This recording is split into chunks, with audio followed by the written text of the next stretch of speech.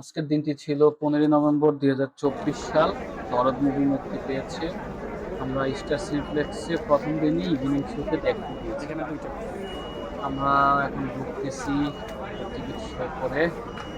প্রচুর দর্শক প্রথম দিন হিসেবে। এই কত নম্বর কোন দিকে? একদম শেষে গিয়ে হাতে ডালা থাকে। মেগা স্টার সাকিব খানের মুভিটি দেখার পিছনে দুইটা কারণ। আমাদের ট্রেলারটা খুবই ভালো লাগছিল। সাকিব খান লাস্ট কয়েক বছর তার মুভিগুলো খুবই অসাধারণ ফিল্ম। এখানে ফিল্ম ডিরেক্টর অনন্য মামুন, তাকে দেখতে পাচ্ছেন। আমরা কিছুক্ষণের মধ্যে মুভিটি দেখতে ভিতরে ঢুকবো হল নম্বর 3-তে।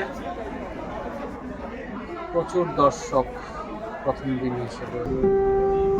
এখনই মুভি শুরু হবে। ফাইনালি আমাদের মুভি শুরু হয়ে গেছে।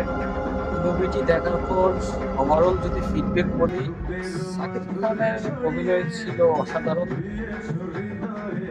গল্পটি ছিল খুবই সিম্পল, বাট গল্পটি আরো স্ট্রং হওয়া উচিত ছিল। পুরো মুভিটি দেখতে পারেন, অতটা খারাপ ছিল না।